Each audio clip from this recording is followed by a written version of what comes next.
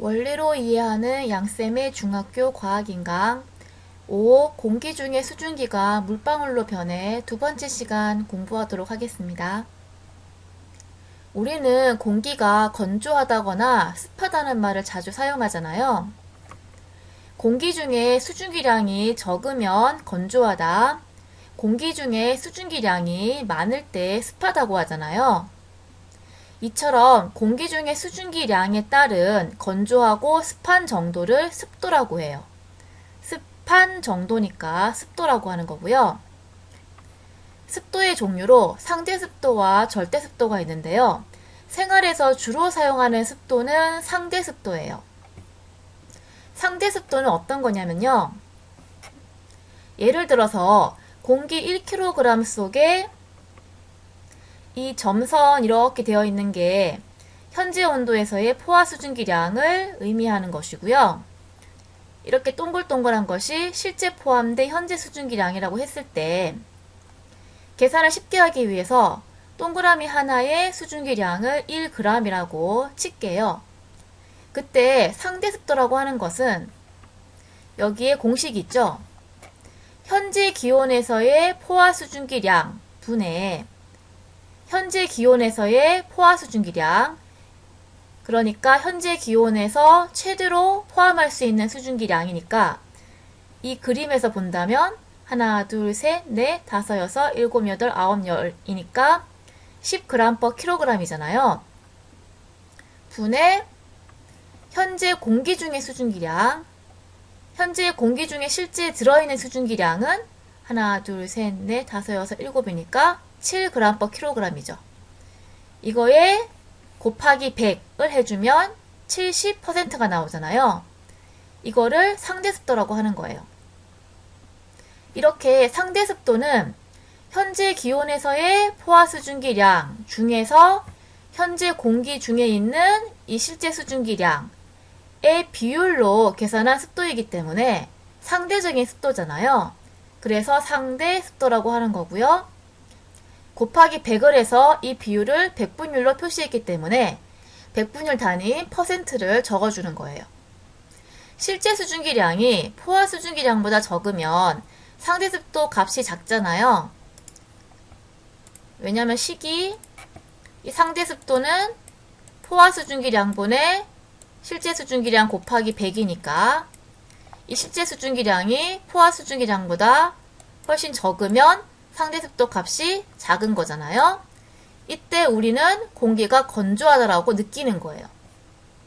그러니까 최대한 포함할 수 있는 그 수증기량 중에서 실제 들어있는 수증기량이 적으면 우리는 공기가 건조하다라고 느끼는 거예요.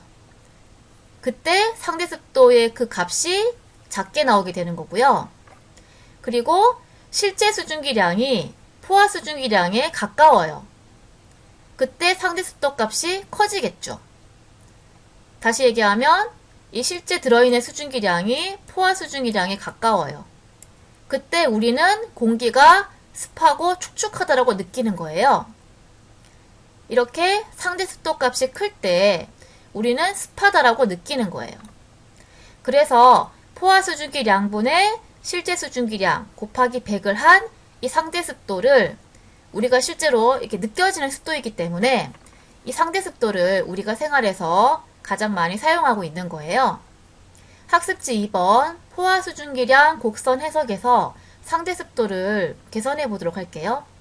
A 공기의 상대습도를 구하는 식은 A 공기의 현재 기온 20도씨에서의 포화 수증기량은 14.7 g/kg이죠.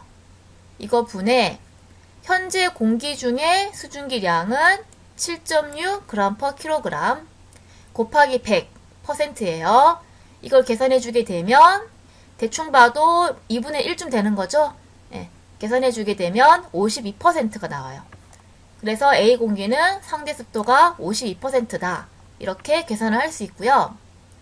두 번째로 A, B, C, D 공기 중에서 상대습도가 가장 높은 공기를 찾는 문제예요. 그러면 각각의 상대습도를 구해볼게요. 우선 C의 상대습도를 구해보면 C는 현재 기온 15도씨에서의 포화 수증기량이 10.6이죠. 10.6분에 현재 들어있는 수증기량도 10.6이에요. 곱하기 100을 하면 이게 1이니까 100%가 되는 거죠. 그 다음에 D의 상대 습도는 현재 기온 10도씨에서의 포화 수증기량이 7.6분의 현재 수증기량은 5.4 곱하기 100 하면 계산하면 71%가 나오고요. A 공기의 상대 습도는 아까 계산했잖아요. 52%라고 나왔었고요. B 공기의 상대 습도는 현재 기온 20도씨에서의 포화 수증기량 14.7분의 현재 수증기량 5.4 곱하기 100 계산해주면 37%예요. 그래서 A, B, C, D 중에서 상대 습도가 가장 높은 공기는 아까 C가 100%였잖아요. C 100%이고요. 지금 C의 경우에는 포화 수증기량 곡선에 있으니까 포화 상태죠. 이렇게 포화 상태인 공기는 상대 습도가 100%가 나온다는 걸 알 수 있죠. 당연하죠. 포화 상태이면 현재 기온에서의 포화 수증기량이랑 현재 수증기량이 같은 값이니까 100%가 나올 수밖에 없는 거죠. 그리고 이 상대 습도의 크기를 비교해 보면 지금 C가 제일 크고 그 다음 D, A, B 순으로 작아지고 있는데요. 우선 상대 습도는 포화 상태 C는 100%니까 가장 크고요. 그 다음에 순서는 포화 수증기량 곡선에 평행한 곡선을 이렇게 그었을 때 포화 수증기량 곡선에 가까울수록 상대 습도가 높아요. 그래서 순서가 C, D, A, B 순이죠. 왜냐하면 이 C는 포화 상태니까 상대 습도가 100%여서 가장 높다고 했고, 그리고 이 포화 상태에서 점점 불포화 상태로 갈수록 상대 습도가 낮아지잖아요. 그래서 상대 습도의 순서가 이렇게 되는 거예요. 박스에서 세 번째로 이슬점이 나오는데요. 이슬점은 포화 상태일 때의 온도였잖아요. 그래서 예를 들어서 C의 이슬점을 구해보면 C는 포화 상태니까 이 포화 상태일 때의 온도인 15도씨가 C의 이슬점이 되는 거죠. 그런데 포화 상태일 때 상대 습도가 100%라고 얘기했었잖아요. 그래서 이슬점은 상대 습도가 100%일 때의 온도라고 얘기할 수도 있겠죠. 그래서 이 C 포화 상태일 때 상대 습도가 100%이고 이때의 온도가 15도씨인데 이것이 이슬점이다. 이렇게 얘기할 수 있다는 거예요. 그래서 상대 습도에 대해서 알아봤는데요. 이 습도의 종류에는 상대 습도도 있지만 절대 습도도 있어요. 절대 습도라고 하는 것은 공기 1세제곱미터, 그러니까 가로, 세로 높이가 1m인, 그래서 부피가 1세제곱미터가 될 때 1세제곱미터인 이 부피에 들어있는 수증기량의 그람, 즉 수증기의 그 질량을 절대 습도라고 하는 거예요. 그래서 이 그림에서 편의상 이 동그라미 한 개의 수증기량을 1g이라고 친다면 이 공기는 절대 습도가 공기 1세제곱미터 속에 들어있는 수증기의 질량이 하나, 둘, 셋, 넷, 다섯, 여섯, 일곱이니까 7g per 세제곱미터가 되는 거예요. 절대 습도의 단위는 공기 1세제곱미터당 수증기의 질량 g이기 때문에 g per 세제곱미터로 단위를 써주면 되는 거죠.